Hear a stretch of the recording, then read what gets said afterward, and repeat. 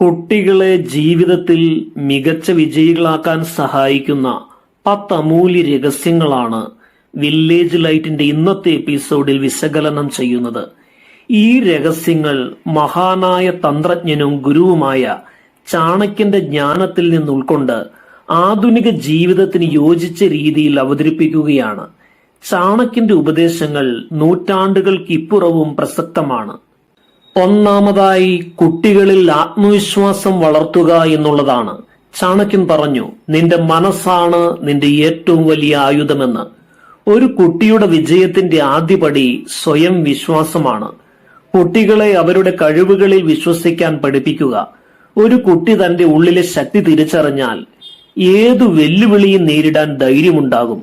കുട്ടികളുടെ ചെറിയ നേട്ടങ്ങൾ, ഒരു കവിത മനഃപ്പാടമാക്കിയതോ ഒരു ഗെയിമിൽ ശ്രമിച്ചതോ ആഘോഷിക്കണം. അത് ആത്മവിശ്വാസം വർദ്ധിപ്പിക്കും. പരാജയം വിജയത്തിനെതിരല്ല, മറിച്ച് പഠനത്തിന്റെ ഒരു ഘട്ടമാണ് എന്ന് കുട്ടികളെ പഠിപ്പിക്കണം. ചാണക്യന്റെ വാക്കുകൾ, പരാജയം ഒരു അവസരമാണ്, ശക്തനാകാനുള്ള അവസരം. പരാജയങ്ങളെ ഭയക്കാതെ അവയിൽ നിന്ന് പാഠങ്ങൾ ഉൾക്കൊള്ളാൻ കുട്ടികളെ പഠിപ്പിക്കൂ. ഉദാഹരണമായി, ഒരു പരീക്ഷയിൽ മാർക്ക് കുറഞ്ഞാൽ നിന്റെ ശ്രമം മികച്ചതാണ്, എന്താണ് മെച്ചപ്പെടുത്തേണ്ടതെന്ന് നമുക്ക് നോക്കാം എന്ന് പറയുക. സ്വയം വിശ്വാസം വളർത്താൻ കുട്ടികളെ ചെറിയ ഉത്തരവാദിത്തങ്ങൾ ഏൽപ്പിക്കുക. ഒരു ഗ്രൂപ്പ് പ്രൊജക്റ്റിലേക്ക് നയിക്കുക. വീട്ടിൽ ഒരു ജോലി ഏറ്റെടുപ്പിക്കുക, അല്ലെങ്കിൽ ഒരു സ്റ്റേജ് പ്രോഗ്രാം അവതരിപ്പിക്കുക. ഇത്തരം അനുഭവങ്ങൾ അവരുടെ കഴിവിനെക്കുറിച്ചുള്ള വിശ്വാസം ശക്തിപ്പെടുത്തും. ചാണക്യന്റെ തന്ത്രം, നിന്റെ ശക്തി നിന്റെ ഉള്ളിൽ നിന്നാണ് വരുന്നത്. അവസാനമായി, കുട്ടികളോട് എപ്പോഴും സത്യസന്ധമായി ഇടപെടുക. അവരുടെ ശ്രമങ്ങളെ അഭിനന്ദിക്കുക, പക്ഷേ അമിതമായി പ്രശംസിക്കാതിരിക്കുക. ചാണക്യൻ വിശ്വസിച്ചത് ആത്മവിശ്വാസം അഹങ്കാരമല്ല, മറിച്ച് സ്വന്തം ശക്തിയെക്കുറിച്ചുള്ള അറിവാണ് എന്നാണ്. ഈ ബാലൻസ് കുട്ടികളെ യഥാർത്ഥ വിജയികളാക്കും. ജീവിതത്തിൽ ധൈര്യത്തോടെ മുന്നോട്ടു പോകുവാൻ അവരെ പ്രാപ്തരാക്കും. രണ്ടാമതായി, കുട്ടികളെ ലക്ഷ്യനിർണയത്തിന് പ്രാപ്തരാക്കുക എന്നുള്ളതാണ്. ലക്ഷ്യമില്ലാത്തവന്റെ യാത്ര ലക്ഷ്യസ്ഥാനമില്ലാത്ത കപ്പലിന് തുല്യമാണ് എന്നാണ് ചാണക്യന്റെ ഉപദേശം. കുട്ടികളെ വിജയികളാക്കാൻ വ്യക്തവും അളക്കാവുന്നതുമായ ലക്ഷ്യങ്ങൾ നിശ്ചയിക്കുവാൻ പഠിപ്പിക്കണം. ഒരു വർഷത്തേക്കോ ഒരു മാസത്തേക്കോ അല്ലെങ്കിൽ ഒരാഴ്ചത്തേക്കോ പോലുമോ ലക്ഷ്യങ്ങൾ ഉണ്ടാകണം. ഉദാഹരണമായി, ഒരു മാസം ഒരു പുസ്തകം വായിച്ച് തീർക്കണം എന്നത് ചെറുതെങ്കിലും ഫലപ്രദമായ ലക്ഷ്യമാണ്. ലക്ഷ്യങ്ങൾ സ്മാർട്ട് ആയിരിക്കണം, അതായത് specific, measurable, achievable, relevant, time bond. നിന്റെ ലക്ഷ്യം നിന്റെ ദിശ നിർണയിക്കുന്നു എന്ന് ചാണക്യൻ പഠിപ്പിക്കുന്നത് ഇവിടെ പ്രസക്തമാണ്. ഞാൻ മികച്ച വിദ്യാർത്ഥിയാകും എന്നതിനു പകരം ഈ ആഴ്ച 3 ദിവസം 30 മിനിറ്റ് ഗണിതം പഠിക്കും എന്ന് നിശ്ചയിക്കുന്നത് കൂടുതൽ വ്യക്തവും പ്രവർത്തനക്ഷമവുമാണ്. മാതാപിതാക്കൾ ഈ പ്രക്രിയയിൽ കുട്ടികളെ ഗൈഡ് ചെയ്യേണ്ടതുണ്ട്. ലക്ഷ്യങ്ങൾ നേടുമ്പോൾ ചെറിയ വിജയങ്ങൾ ആഘോഷിക്കുക.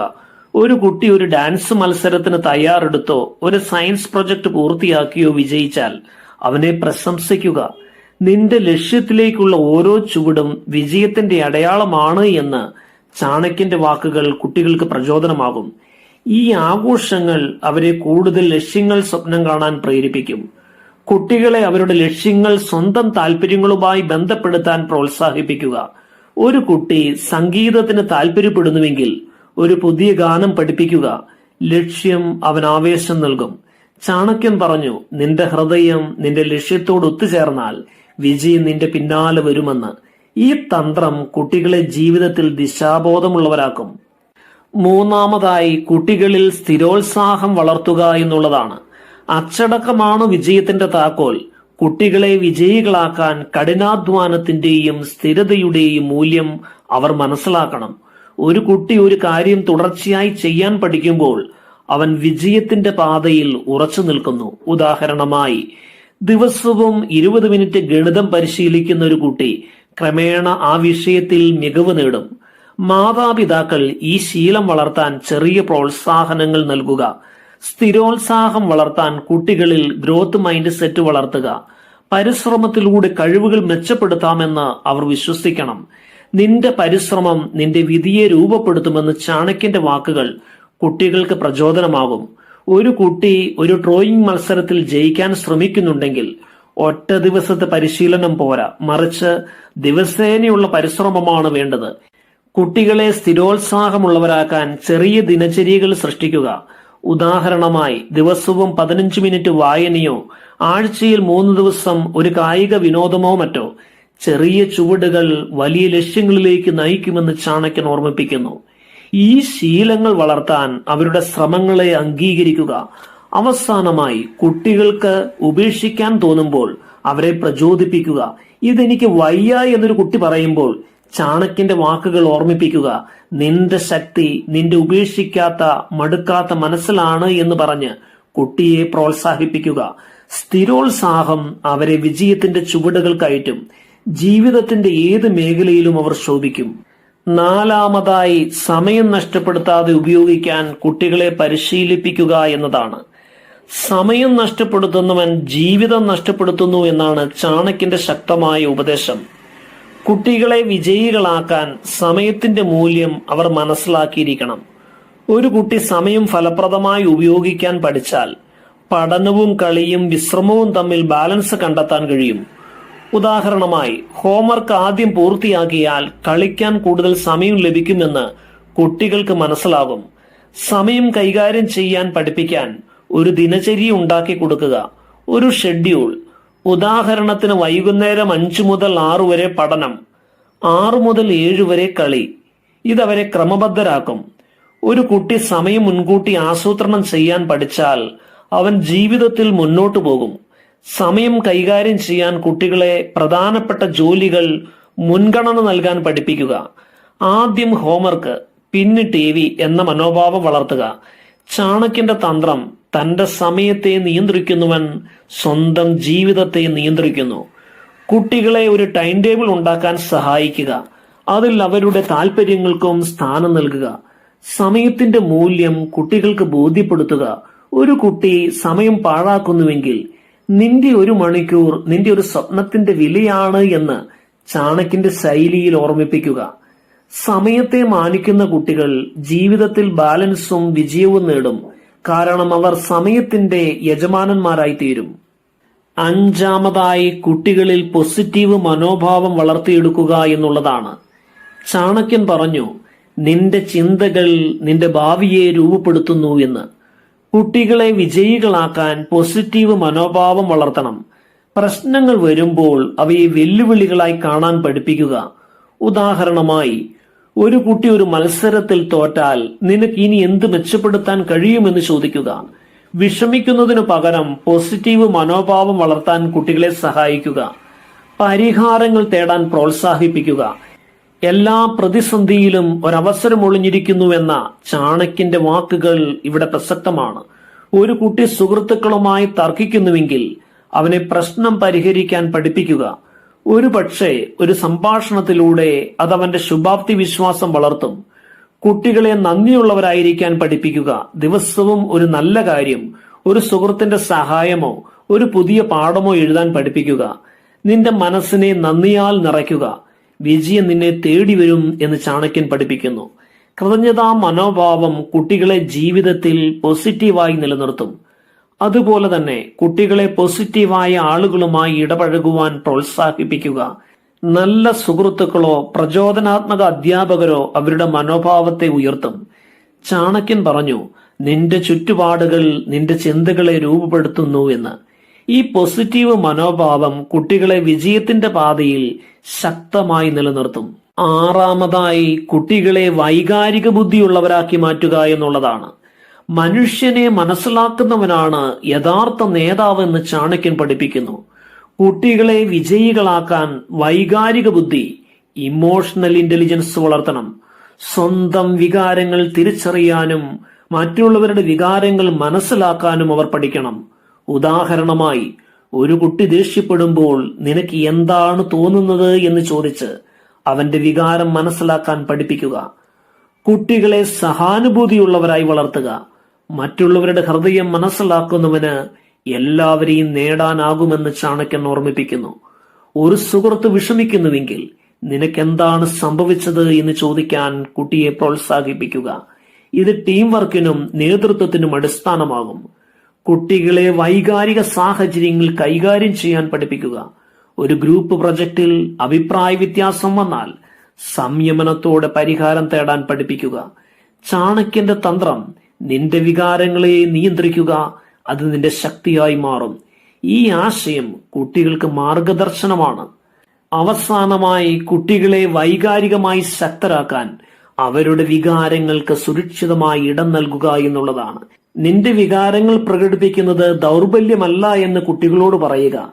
കുട്ടികളെ മറ്റുള്ളവരുമായി ബന്ധപ്പെടാനും ജീവിതത്തിൽ നേതൃത്വം വഹിക്കാനും അത് പ്രാപ്തരാക്കും.